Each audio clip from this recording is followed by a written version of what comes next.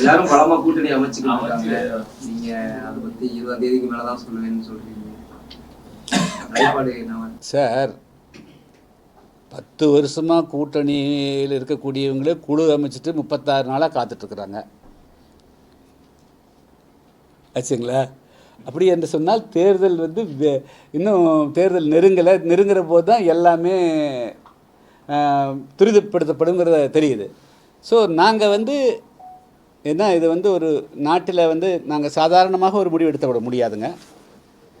என்று சொன்னால் உங்களுக்கு நான் வந்து கடந்த 2 வருடங்களாக வந்து கிராமந்தோறும் ஏறக்குறைய 3000 கிராமங்களுக்கு வந்து நான் சுற்றுப்பிரயாணம் மேற்கொண்டேன். மக்களுடைய வாழ்வாதாரம் மிக மிக மோசமாக இருக்கிறது.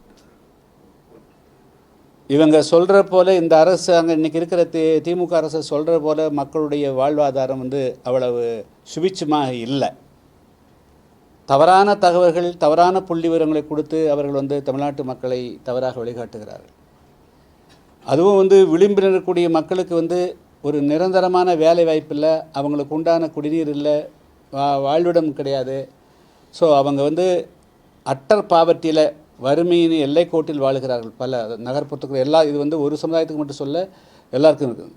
ஸோ எல்லாருக்கும் ஒரு விடிகாலத்தை உருவாக்கணுங்கிற போது நாங்கள் வந்து தமிழ்நாட்டில் ஒரு நல்ல அரசு வலுவான அரசு உருவாகணுங்கிறத குறியாக இருக்கிறேங்க. அந்த வலுவான அரசு அனைத்து மக்களையும் உள்ளடக்கிய அரசாக இருக்கணுமே தவிர ஒரு சிலர் மட்டுமே அது வந்து ஒரு கட்சி மட்டுமே ஆட்சியில் அமரக்கூடிய அரசாக இருக்கக்கூடாதுங்கிறது வந்து நாங்கள் வந்து தொடர்ந்து வந்து அதில் தெளிவாக்குறோம். என்று சொன்னால் கடந்த கால அனுபவங்களில் இந்த மாதிரி கூட்டணி சேருவது அதுக்கு பிறகு ஒரு கட்சி மட்டுமே ஆட்சியில் அமருகின்ற காரணத்தினால அடித்தள மக்களுடைய பிரச்சனைகள் என்ன என்பது அவர்களுக்கு தெரிவதே இல்லைங்க. தெரிந்து கொள்வதற்கான வாய்ப்பும் இருக்கிறதில்ல. அதாவது நாங்கள் வந்து வாழ்க்கையை அர்ப்பணித்து அந்த கிராம ஏழை எளிய மக்களோடு விளிம்பில மக்களோடு அடக்கப்பட்ட மக்களோடு தென் தமிழகத்தில் 20 மாவட்டத்தில் தேவேந்திரோட வேலை இருக்கிறாங்க, ஆதிராக இருக்கிறாங்க, மற்ற சமுதாய நெசவாடு இருக்கிறாங்க, விசுவர் மக்கள், இந்த மக்களோடு மக்களாக இருக்கிறோம். இந்த மக்களுடைய பிரச்சனை என்ன என்பது எங்களுக்கு தெரியும். நாங்கள் அமைச்சரவையில் இருக்கின்ற பொழுது இந்த மக்களுடைய பிரச்சனைகளுக்கு தீர்வுக்கான திட்டங்களை நாங்கள் முன்மொழிய முடியும், கருத்துக்களை எடுத்து சொல்ல முடியும். அதுக்குண்டான திட்டங்களை தீட்டுவதற்கு அதுக்குண்டான பட்ஜெட் போடுவதற்கு உண்டான கருத்துக்களை சொல்ல முடியும்.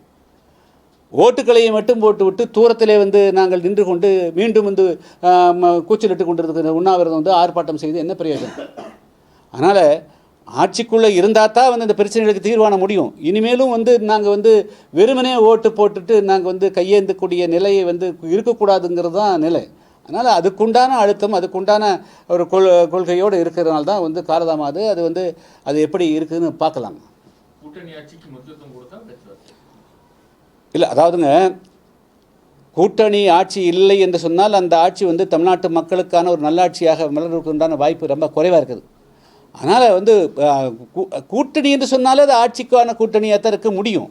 இதுவரையிலும் தவறாக அது எப்படி வந்து அதை எடுத்துக்கொண்டு போனார்கள்னு தெரியல. அதாவது எல்லோருடைய ஓட்டையும்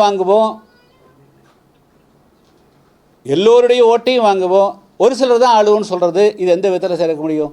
அப்புறம் காலனி ஆதிக்கத்து மாதிரி தானே இருக்குது. இதுக்கு ஜனநாயக நாடுன்னு சொல்லணும், இதுக்காக எதுக்கு தேர்தல் நடத்தணும்? அப்போ தேர்தல் நடத்த வேண்டிய அவசியம் இல்லை. எதுக்கு வந்து நீங்கள் வந்து ரிசர்வ் தொகுதி எதுக்கு வைக்கிறீங்க? ரிசர்வ் தொகுதி எதுக்காக? இந்தியன் கான்ஸ்டியூஷனில் இந்த மக்களும் ஆட்சி அதிகாரத்திலே பங்கு பெற வேண்டும் என்பதற்காகத்தானே ஒரு மாவட்டத்துக்கு ஒரு சட்டமன்ற தொகுதி ரிசர்வ் தொகுதி கொடுக்குறாங்க. அந்த பிரதிநிதிகள் வந்து இப்போ ஆட்சி அதிகாரத்தில் இருக்கணும், அமைச்சரவையில் இருக்கணும் இல்லை, அதிகாரத்தில் எல்லா இடத்துலையும் இருக்கணும் இல்லை. நீங்கள் எதுக்காக வந்து ஐஏஎஸ்சில் இடஒதுக்கீடு கொடுக்குறீங்க, ஐபிஎஸ்சில் கொடுக்குறீங்க, எல்லா இடத்துலையும் கொடுக்குறீங்க, அமைச்சரவையில் மட்டும் வந்து நீங்கள் வந்து பங்கேற்கக்கூடாதுன்னு சொன்னால் எப்படி இருக்க முடியும்? அதனால் அதை வந்து இவர்கள் வந்து ஒரு க்ளோஸ்டு சர்க்கியூட்டாக யாரும் வைக்கக்கூடாது. அது வந்து அதில் கொஞ்சம் அவங்க வந்து தங்களுடைய கருத்துக்களை வந்து மறுபரிசீலனை செய்யணும். யாராக இருந்தாலும் ஓப்பனாக இருக்கணுங்கிறது எங்களுடைய வெளிப்பாடுங்க. தமிழ்நாட்டு மக்களுக்கு ஒரு நல்ல அரசு அமையணும். நல்ல அரசுங்கிறது அது பல சக்திகளும் ஒன்றாக இருக்கணும். அது கூட்டணி அரசாக இருந்தால் தான் அது மக்களுக்கான அரசாக இருக்க முடியும். அதனால அதுக்குண்டான கருத்துக்களை நாங்கள் வந்து எடுத்துகிட்டு போகிறதுனால சில காலதாமாகுது. அது உரிய நேரத்தில் நாங்கள் வந்து நிச்சயமாக தமிழ்நாட்டில் அது கூட்டணி அரசு தான் அமையணும். அதுக்குண்டான பணியை நாங்கள் வந்து செஞ்சுட்டுருக்குறோங்க.